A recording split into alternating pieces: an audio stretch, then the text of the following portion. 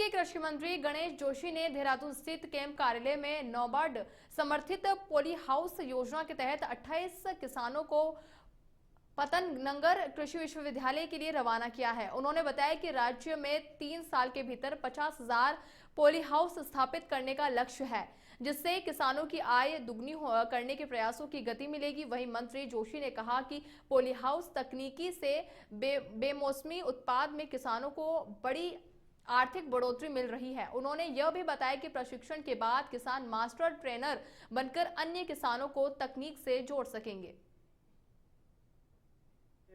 हमारी एक महत्वाकांक्षी योजना जो नाबार्ड के सहयोग से चल रही है, 3 साल के अंदर 50,000 पॉली हाउसेज लगाने का लक्ष्य हमने रखा है, क्योंकि आज इसके माध्यम से हम अपनी आर्थिकी को मजबूत करते हैं।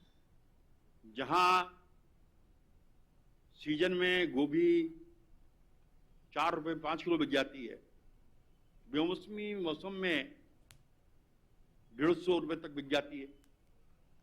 इसके माध्यम से हम किसानों की आय को दुगनी करने का जो प्रधानमंत्री जी का सपना है उसको साकार कर सकते हैं।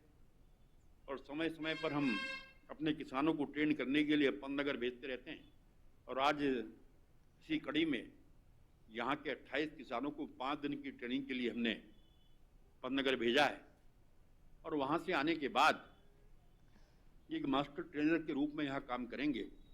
और खबर नैनीताल से है, जहां अल्मोड़ा हल्द्वानी हाईवे पर रातीघाट क्षेत्र में एक कार असंतुलित होकर शिप्रा नदी क्षेत्र में जा गिरी। हादसे में हवालबाग ब्लॉक के राजकीय शिक्षक संघ के अध्यक्ष समेत 3 शिक्षकों की मौत हो गई है।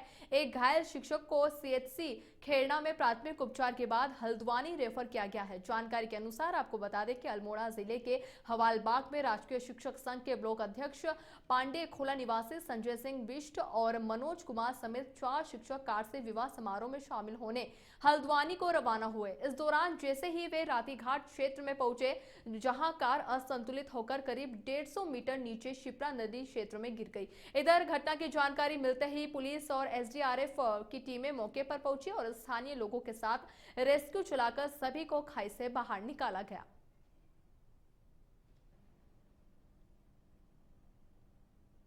उत्तराखंड सरकार द्वारा साधु संतों का भेष धारण कर लोगों को ठगने और सनातन संस्कृति को बदनाम करने वालों पर कार्रवाई के लिए शुरू किए गए ऑपरेशन काल नेमी के तहत बाजपुर कोतवाली पुलिस ने 8 से 9 संदिग्ध लोगों को पकड़कर पूछताछ शुरू कर दी है। एसएसपी मणिकांत मिश्रा के निर्देश पर चल रहे इस अभियान में सड़क पर साधु के रूप में घूम रहे लोगों का रिकॉर्ड और सत्यापन किया जा रहा है। साथ ही कोतवाल नरेश चौहान ने बताया कि सभी के पते, मोबाइल नंबर और आधार कार्ड की जांच भी की जा रही है। आगे भी यह कार्रवाई लगातार जारी रहेगी।